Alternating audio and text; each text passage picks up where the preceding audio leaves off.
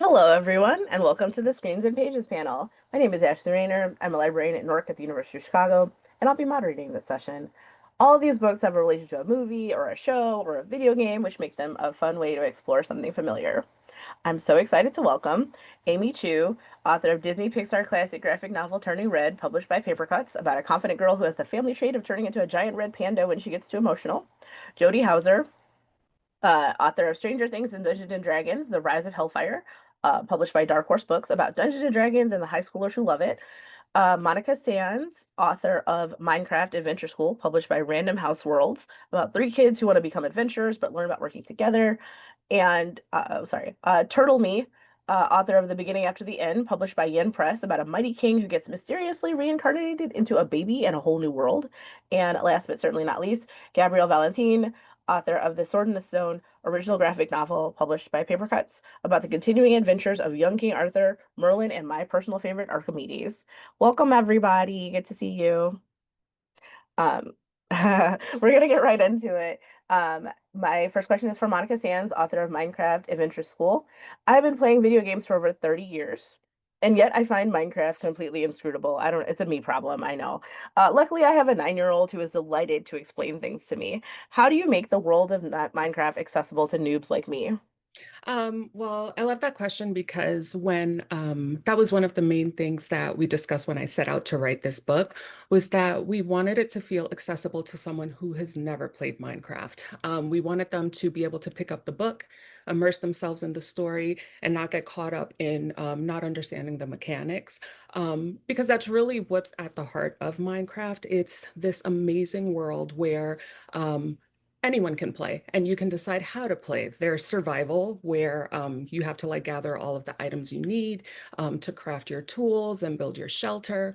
Or there's creative where you have everything in your inventory and you can just let your imagination go wild. So while I was writing, I was very intentional in how I presented the mobs. These are the creatures in Minecraft, and how the kids went about like building their tools, explaining it in a way that didn't feel overwhelming, so that they could just completely enjoy the story the same way that they could enjoy the game. I got really hung up on like, is mob a singular noun or a plural noun? And my daughter was so patient with me because I was like, I don't know what's going on here. So she was, I think you did a really good job of making it accessible, but that was like I was like, let's get hung up on semantics because that's the right thing to do here. Yeah. My next question is for Jody Houser, author of Stranger Things and Dungeons and Dragons: The Rise of Hellfire. So when you write a book like this, is the assumption that people have seen Stranger Things and they just want more insight into the world? Or do you think that you'll have some people who are coming in completely green, like me? Do you try to write for both? Like, how does that work? I think there's a bit of wisdom in comics is that every issue of comics is someone's first issue of comics ever. So you always want to make sure that you're introducing the characters by name really early in the issue and like seeding some details that, people coming at it fresh might not know. And I'm someone who, as a kid, I was allowed to read books of things that I wasn't allowed to watch.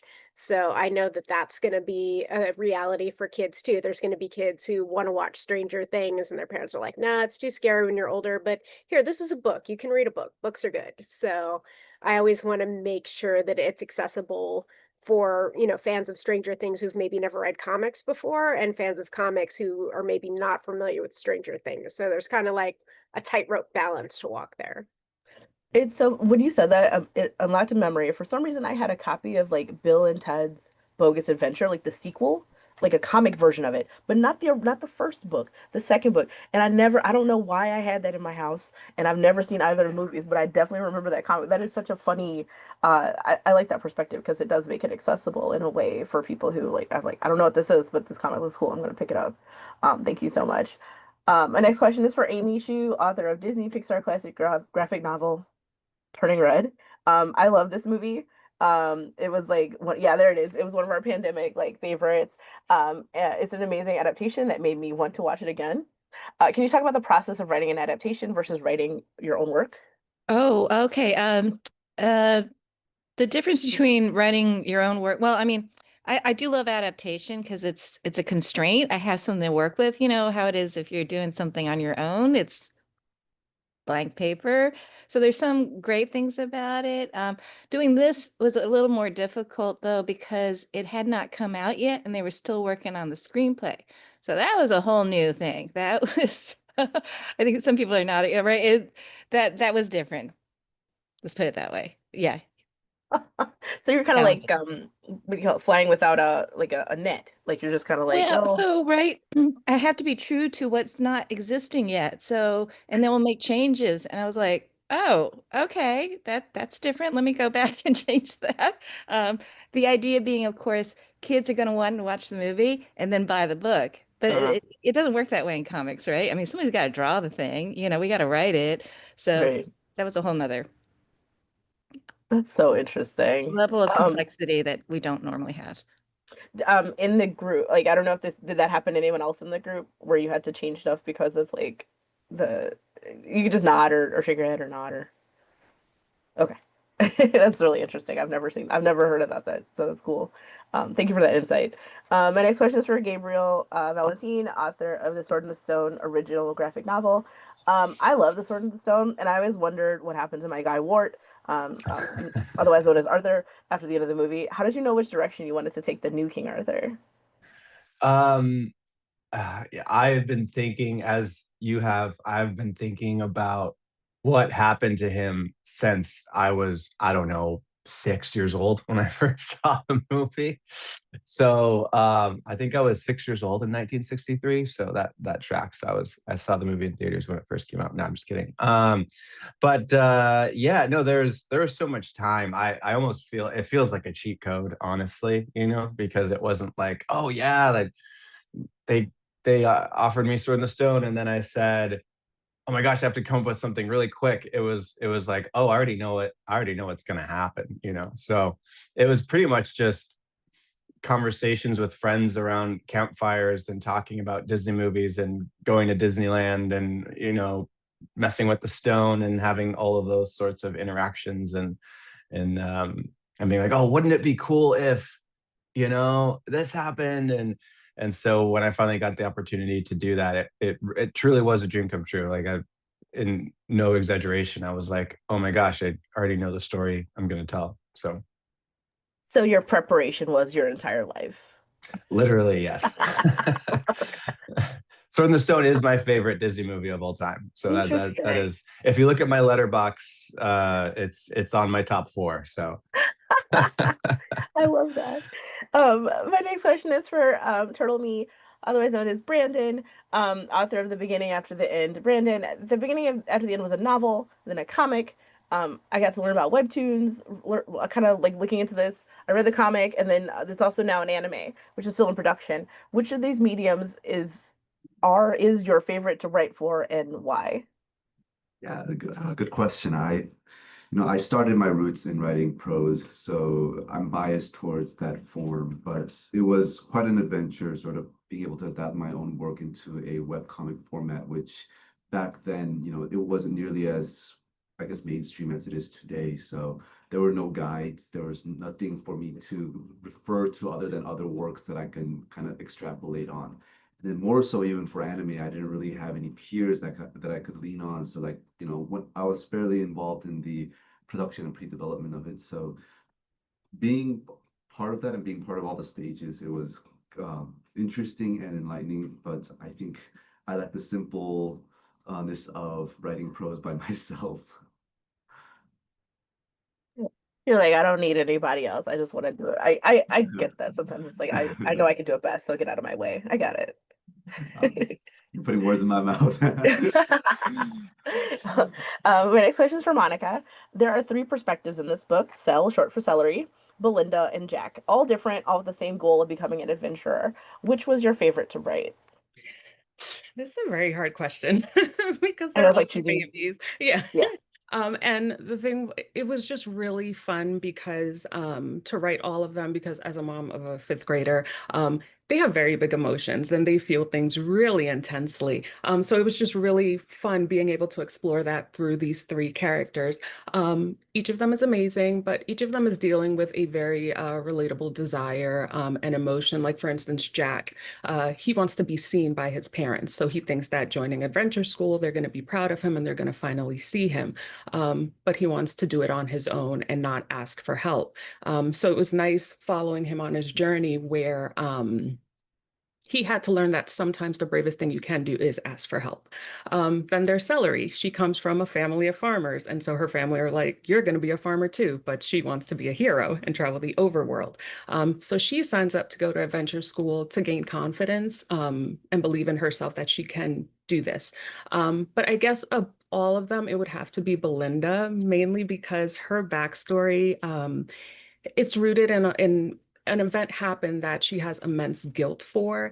And her journey throughout the book is self-forgiveness and to have grace with herself. So it was really special to see how like her friends helped her see that she can be kind to herself and have grace with herself the way she would with others. It's ironic that you're talking about the big emotions of fifth graders because I was like, I see a little bit of stuff I might need to work on in some of those things. Like, okay, it's a little early for confessional hour, but it looks like that's what we're doing here. So just get on board, everybody. My next question is for Amy, which similarly, I am definitely I think her name is Abby. I think the like really loud like short one. That's Right. me. I love her. Yes, that's my girl. So which was your favorite one to write? Who's your favorite friend to write? That's so funny because I'm the exact opposite. Uh, I thought about this and I'm Priya. Priya was Oh my me. God, I love her Kid. too. Like I'm like with the glasses, kind of quiet, but like a lot of stuff going behind the scenes. So Priya was she's also harder to write because it's a lot easier to write for Abby, right? But Priya, there's a lot going on there that you don't necessarily see immediately. Still waters run deep. Yeah. Remember that? Yeah. Yeah. And are you into vampire novels too? Oh, me? Yeah. Oh, well, that's so funny. No, but I write them. How about Oh, that? I So love Carmela's that. my not for kids book. Yeah, That's the opposite end, but yeah, I probably love shouldn't it. say it like that, but It's all good. My next question is for Jody. Do you play Dungeons and Dragons? We talked about this a little bit, so I got a spoiler about this. But do you play Dungeons and Dragons? How did you think about bringing the feel of that game to a comic book? And you can see in this picture, they're getting ready to start a session. Familiar to anyone who's ever played a TTRPG before? Yeah, I've actually played D&D and like I think D&D was like the 10th TTRPG I played. I think I played Pathfinder before I played D&D. But yeah, I have a pretty decent history going back of playing tabletop role-playing games. I met my boyfriend in a tabletop role-playing game. I met some of my best friends in games. So for me, I think what we really wanted to capture is just not the like, oh, trying to get a game planned when everyone's schedule is a mess and, all the sort of logistic jokes that people, talk about, but more the feeling of, the friendships that grow at the table and it being a creative activity, but also a social activity, and sort of how those two things mingle to create these really strong bonds between people that transcend just the bonds that their characters have. Yeah, it's like it brings people together that may not normally like hang out or like be friends, but like you're tied together in this action, and that's a really cool way to put it. Excuse me, Gabriel. My question is for you about. So there's a new character in this book. Her name is Brea Bogwater. She's Madam Mim's niece. She's such a great addition to the canon. How did this new character shape your story?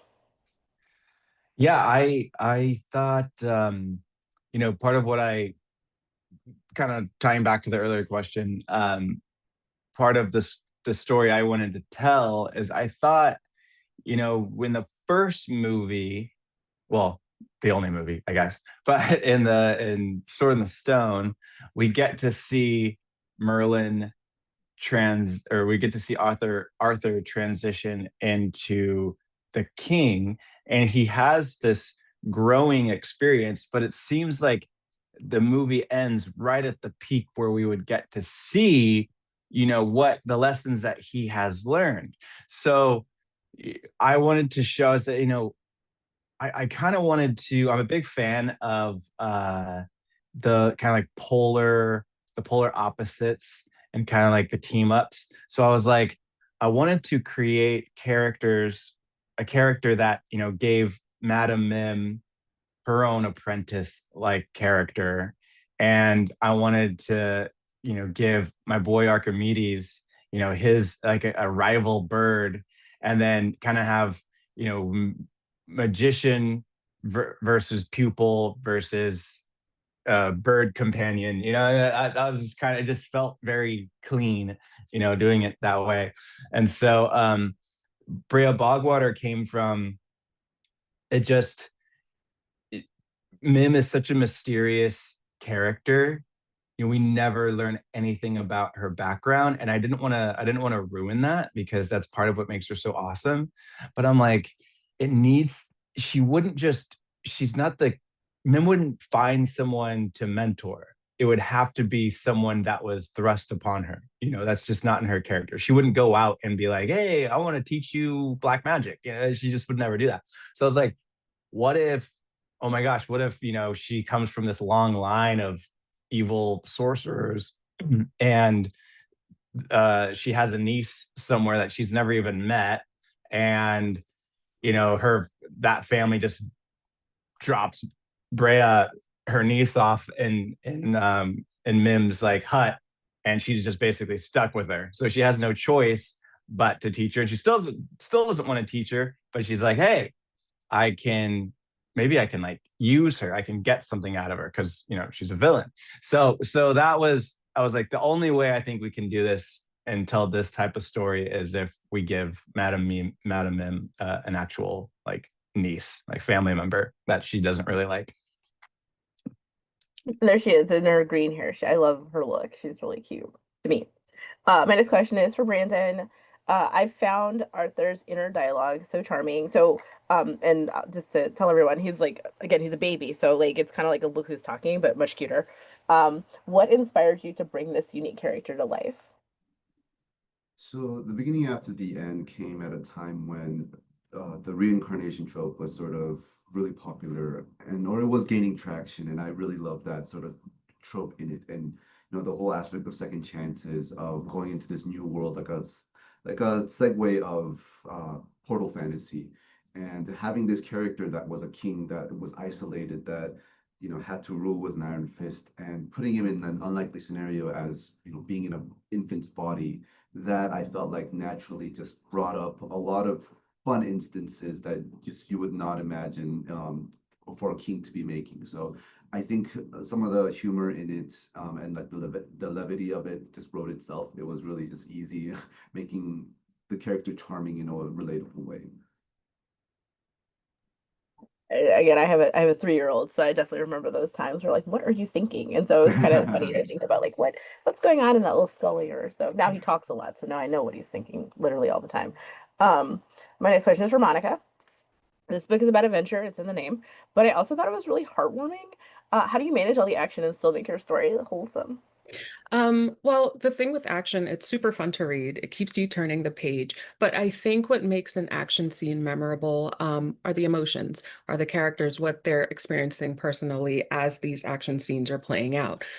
So I made sure that when I was writing the action scenes, at the core of it was the heart, like what each character was trying to build towards, and how everything that was happening, how it would help them on this journey. For instance, there's one of the first action scenes is they all have to build a boat to cross this lake. And and then you have mobs coming out of the woodworks. And so some of them decide like, I want to work alone, some I want to work together, and then they see like the fruits of each of their decisions. And so that's how I feel that I balanced out the action while keeping it wholesome, where I just focused on the heart of their journey throughout all of the action sequences. Ooh, I think you're muted. This is what happens when you do too many things at once. I was shaking my head because I was like, that part was very stressful for me, but like it did show like the benefits and the negatives, I guess, of working together. So it was really good. Right. And it was just balancing the danger and the fun, but keeping it wholesome for kids. Yeah. Yeah, I guess you don't want to like scare the pants off them quite yet. That comes later, I'm sure. My next question is for Jody. I told you this earlier, I never actually watched Stranger Things, but I'm a nerd, so I know enough to know that Eddie Munson, who's kind of the main character of this book, is a misunderstood guy. What new information about him did you want to share with the fandom? I mean, we definitely treated this story very much as an origin story of how he got into D&D and how he became the head of the Hellfire Club and the main DM and running this campaign that you see in the show.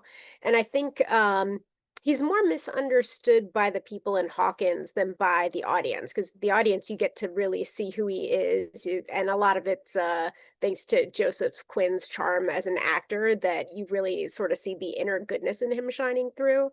And it's more the people in town who see him as like a drug dealer and a criminal. So we did play with that some in the book, wherein the way people react to him does shape some of the anger that, you know, sort of almost seems to reinforce what people believe about him. But you also see him making the choices to specifically prove to the people that he's not what the rumors say or what they might think he is, and that he is a cool, decent person who maybe also sells drugs occasionally. But you know, he's someone who can believably be a hero, not just in a D&D game, but you know, in the larger conflict that happens in Hawkins. Yeah, it made him feel really well-rounded, like, you know, who among us hasn't made a mistake or done something that, you know, people perceived one way and you're like, I was trying to do something else. And so I found him very I like I said charming, you know, even though I haven't like seen the show, I found him really charming. My next question is for Amy. You know, I haven't been in English class for a very long time, but I have my own theory about the metaphor of the red panda. I'm pretty sure it's not just about like turning into a red panda. I would love to hear. I have a theory. I have my ideas about it, but I would love to hear what you think it means. What does the red panda represent for May, in your opinion? Oh, Or you well, have so I think it's a little different. Maybe I don't know if it's really different for me. I mean, I am Chinese American. I have a fraught relationship with my Chinese mother, you know, so there is a little bit. And remember, my favorite character was Priya, so there is that the inner beast within you kind of metaphor, and to let it loose kind of thing. So yeah, I have my little cap here. So this is the thing, like I don't do Halloween or cosplay, right? So even though I have this, right, this is really me getting a little wild, right? It's like, okay, but I won't go outside like that. Right? It's kind of weird. So for me, it's a little different. That is my interpretation how I wrote it. It's just like letting loose in that way. But I think for everyone, it's a little different. It's how you find yourself in the story, and um, you know, the whole relationship with my mom, and you know, writing comics or whatever. I don't know. is and it's interesting because I feel like, and I might have said this in another question, but like yeah, if I'd read it as a kid versus like reading it as an adult with my own kids, like I feel Mhm. like my perspective is really it's a really interesting perspective. And I think that's a great thing about this story. Like it speaks to you like no matter I where you are. I find it really interesting because when I do comic conventions and people come up and they talk about 50% of the people come up, they said it's boys and girls. 50% of the readers are boys who find there, right? I That's find that awesome. interesting. Maybe some people Yeah. found it quite natural, but I was like, wow, it's not what I would have expected. But boys really love the story. It's very gender neutral in that way. So I thought that was That's awesome. really awesome. Okay, my next question is for Gabriel. Arthur struggles to become a wise and just ruler at first. There's definitely times where they have the pitchforks ready for him. What are the parts of his personality that actually make him a good king, in your opinion? I love that question. I think the easiest way to put it is because he doesn't want it. That's what makes him, he doesn't want power, and that's what makes him a good king. He even in the first movie, you see he wants to be a squire. And why does he want, like, that's his dream, that Merlin tries to push him away from because he sees so much more potential in him. But why does he want to be a squire? He doesn't even want to be a knight. It's just such a beautiful tale because he, he wants to help the knights. That's all he cares about. He wants to help the knights because the knights are the ones that go out and help people. And he doesn't see himself, he doesn't crave that power. He doesn't crave any sort of ruling over anyone else. He doesn't see himself as above anyone else. And so in my opinion, that's what makes him such an amazing ruler and such a good king, is because he doesn't crave it. And so now he's in a place where he has all the power, and all he truly wants to do is help people, which makes a good ruler in my opinion. That's really cool. I didn't think about it that way, but that makes sense. My next question is for Brandon. There's a whole chapter, which I was just talking about being a mom. There's a whole chapter where you show Arthur's mother, Alice, and her inner monologue about her new son. Why did you decide to show this side of Alice in your story? Why did you have her tell the story at this point?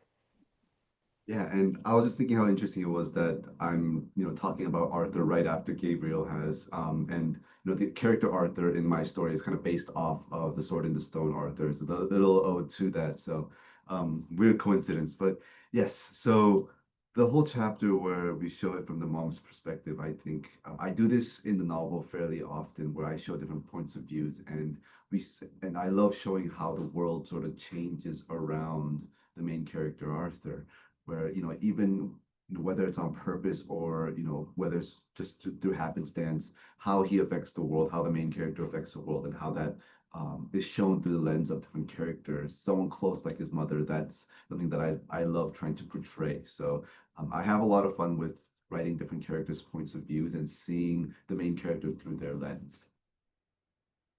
Yeah, I really liked her perspective because she's kind of like, this baby is a little weird, but I love him and he's super cute and we're gonna keep him. Right, I was he's a like, yeah, weird that's baby, fine. but he's my baby. Yeah. Only I can make fun of my weird baby. It's just me. I love it. My next question is for Monica. What message? I know this is kind of a broad question, so interpret it as you will, Monica, but what message do you want readers to come away from this book with? Um, there's a few. Definitely, have a sense of adventure. Just go out, try new things, and be brave and be bold. Um, to chase your dreams. Like, I think that's one of the things that I loved most about Celery Cell, was that she just really, really wanted this for herself, and did what she had to do to achieve her dream. Um, and and for Belinda, one of the key things that I want people to come away with is, just to have grace with yourself. It's okay to make mistakes, and sometimes bad things happen, but you can persevere.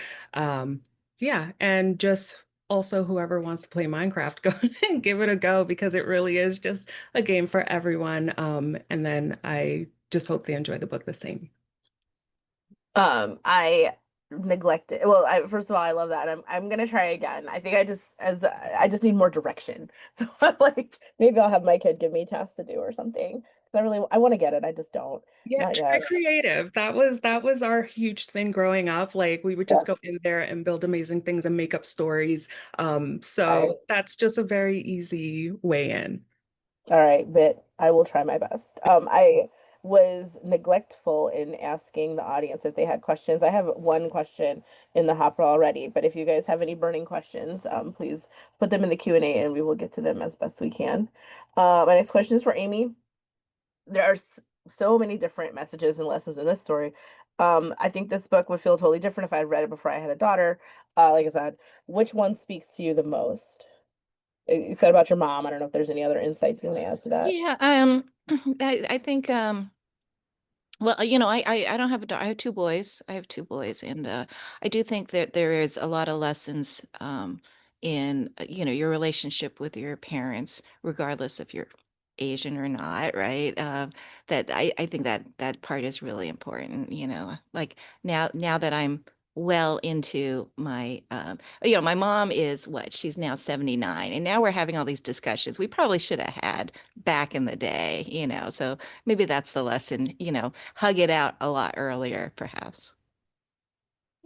It's hard. I understand that. It's hard sometimes because you're like, I can't believe I'm about to ask you this question, but I really need some insight or I really need that help. And so it's a good reminder to do it sooner rather than later. Um, my next question is for Jody. These are already established characters, but I'm still curious to know how much input, if any, you add into the art of the book. And the art is drawn in this case by Diego Galindo.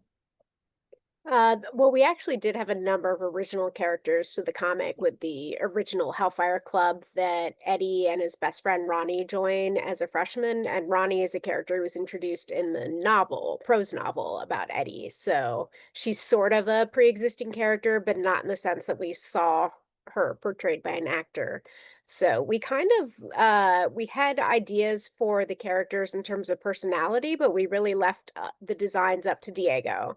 And I think he did an awesome job, and they definitely look like kids who would recruit you on your very first day of high school to play D&D with them because they're shorts and players to raid a dungeon. Um, but yeah, it was really fun seeing like the original group, and as they sort of graduated and moved on, the friends that Eddie had from his band slowly started coming in, and that's the Hellfire Club that we saw in the show. But getting to play with these original characters that sort of fostered that love of the game and were the first kids that really gave Eddie a chance to be himself. That was a lot of fun to work with Diego on that. Yeah, I wonder like what the vibe was. Like, oh, I can tell you want to play this Dungeons and Dragons game with me. Come on over. Or like, I don't know how you can tell like which kids are right for that kind of thing. But that's Well, that's in this version, we had Ronnie reading The Two Towers. So oh that wow. was, they were like, oh, fantasy nerds, beeline.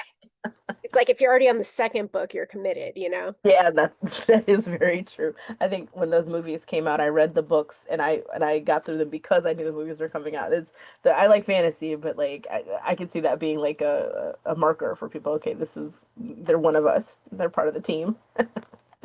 Um, my next question is for Brandon. I'm a big fan of magic. I just said I'm a fantasy person. I'm a big fan of magic systems. The crunchier, the better. Can you talk about how you developed the concept of the mana core? This is something that Arthur is building even as a baby to improve his magic. And how will Arthur use it for magic?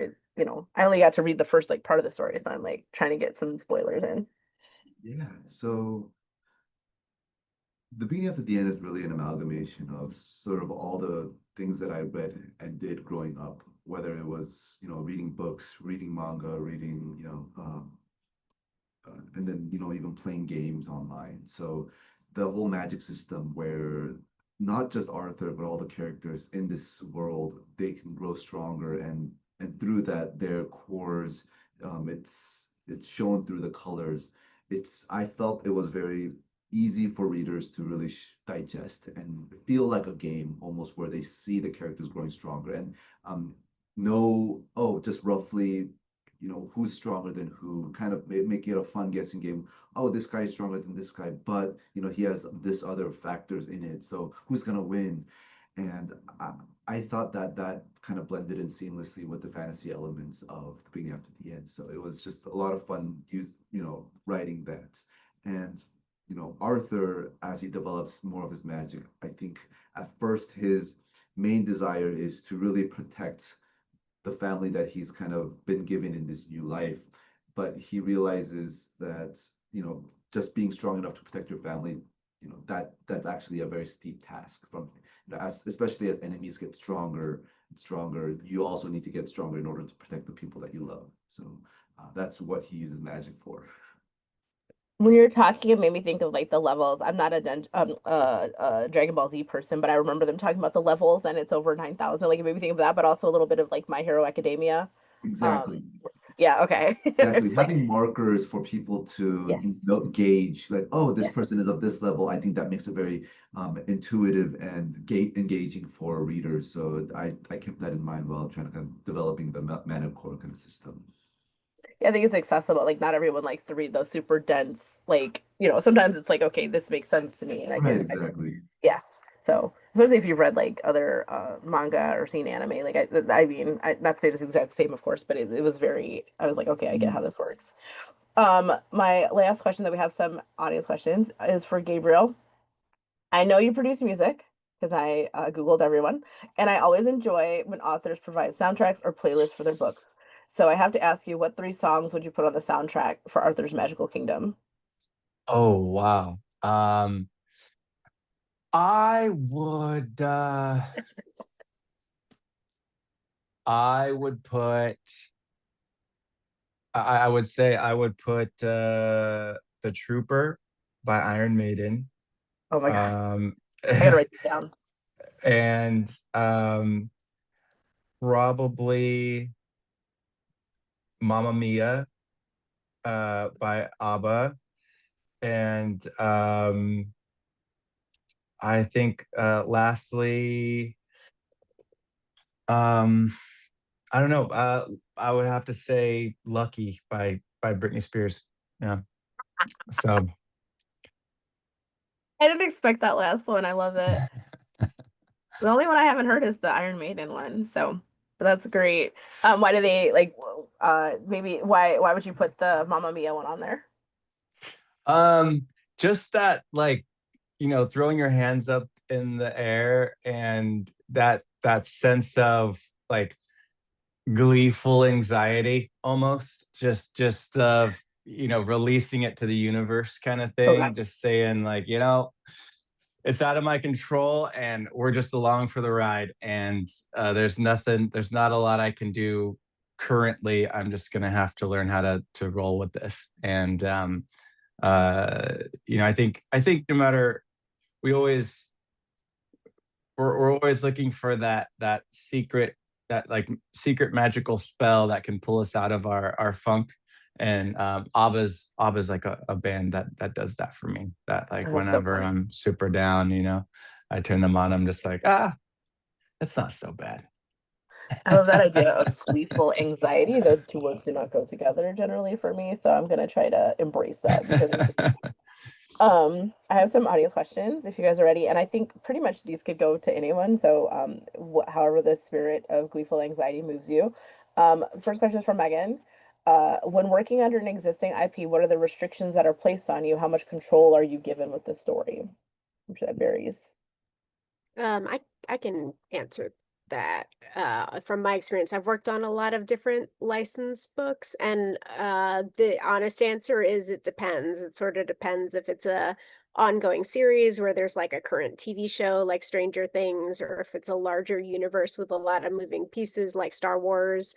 And it also depends if you're working on an area that's going to be touched on in other mediums, or if it's sort of like the neglected corner that no one cares that much about and you can do whatever you want. So it really, even in the same property, it really varies from project to project in terms of like the scope, how it connects to the show or the movie or the novels or whatever else is coming out. So yeah, you kind of always got to be prepared for anything from you can do pretty much whatever you want to they're going to make you take out or add back in commas if it doesn't exactly reflect, something. So it's the full gamut, really. It reminds me of for a long time when George Lucas still owned Star Wars, he was like, "Don't no one talk about like what happens to Chewbacca," and I always thought that was like a really funny, not funny, haha, but like just an interesting restriction. So makes sense to me. Anyone else want to talk about that one? Yeah, I mean, like Jody, I've also worked on, we've done Marvel, we've done DC, we've done a lot of different things, and what Jody was saying is absolutely true. It kind of depends on. It also depends, honestly, on the particular editor or licensor as well. But if it's like the untouched part where people just don't care, or if it is a big character that everyone has got their eyes on, but also like even Turning Red. Now, since I wrote an adaptation of the movie, I can't change things. It's an adaptation of the movie, but I also wrote additional stories, and those I had a lot more freedom. As long as you're faithful to the character in the universe, we get more leeway than you would expect sometimes. So, as long as I'm doing something that fits that hasn't been explored, usually people are quite kind of cool. Or especially because, it was set 20 years ago or so. We just got to be faithful to that period yeah, of time. And that's really what you need to watch out for. Was there ever anything y'all put in there and you were like, I can't believe they let me do that? Can I ask that? Is that a weird question? Yeah, yeah. I mean, frequently. I, I will try to probably Jody's the same way. I will test the waters, and sometimes stuff goes through, and you're like, wow, I can't believe they, I shouldn't say, I'm not gonna say anything, Yeah, of specific. course. But yeah, absolutely.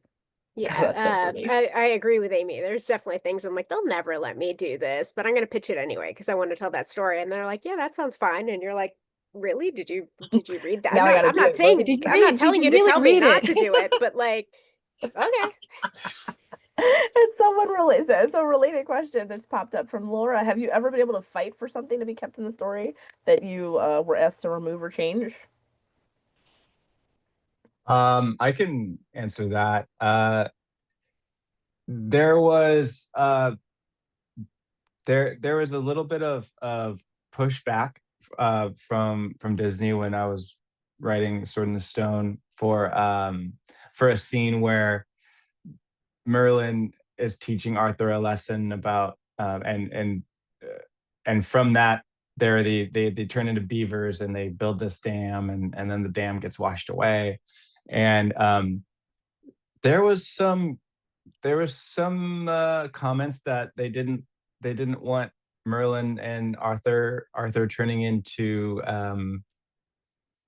to animals and they were like we think that's like a little too like I don't think kids are gonna relate to that. And I said, well, you know, it's really cool and it's like a huge part of Arthurian lore, which existed even before the Disney movies. I mean, if you read like the original stories of King Arthur and Merlin, they were always turning into animals, and then Disney just took that and Disneyfied it. But it's also in the Disney movie, and they go, wait, one of the people was like, wait, they turn into animals in the Disney movie, and I was like, yeah, and and they go, oh, that's probably fine, and you can go ahead and do that. So so I that would was have like kind of lost my funny. mind. I would have had to leave the room and come back. Like So that was a fun note, and I just didn't question it. I wasn't, but to me, I was like that's like classic. Everything. There's plenty of notes where there are other things where I was like, oh yeah, we can change that. That like they wanted originally Brea Bogwater was she didn't have as big of a role, mm, and also this kind of ties into the last question is she didn't have as big of a role because I didn't want to scare Disney and be like, I'm making this whole new character, you mm. know, so I didn't know how long my leash was. And so they were like, oh, we actually want Brea in it more. So then we were like, okay, cool. So yeah, it's kind of interesting. You never know, like, what it's gonna be. I can't believe that. I'm still stunned. That's great. I think it was like one person who just was not familiar with the IP, and it's like their job, and they probably I have was a gonna brand say. Bible, and I don't know, maybe they just didn't know they turned into animals. And so that was like the only thing I pushed back on. I was like, I really think they should though. I mean, Oh, I do think that there's this misconception that there's like you got to fight for everything, and like if you're mm, doing it right, and you have to decide sometimes. First of all, sometimes the notes are really good. Do you want to mm, fight over what was a perfectly good note? mhm, Other times we're like, really? And yeah, I think it also depends on where you are in your career. Are you new or you've been mhm. around? And you know. So I did fight for something recently, and it was really more for the artist. And that's when I was like, no, I think let the artist do what they're supposed to do. And so, but then you got to do that a little more strategically. It's like, okay, if I'm covering your back, you cover my back on this, and you know, we team up. And the editor backed off. You know, he was like, yeah, no, never mind, never mind. Final Yeah. message, an important one for me. You gotta pick your battles. I am so sorry because I'm having a lot of fun with this conversation, but we gotta go on to the next our next panels. Thank you so much to everyone for answering my questions and responding to the audience. Thank you to all the librarians and educators for joining us today. Next, we have 3 concurrent panels: Small Heroes, Big Quest, Panels with Punch, and How Kodansha Manga Gets Made. Thank you, everyone. Thank you for a lot of fun. Really appreciate it. Thank you, audience, too. Have a good day.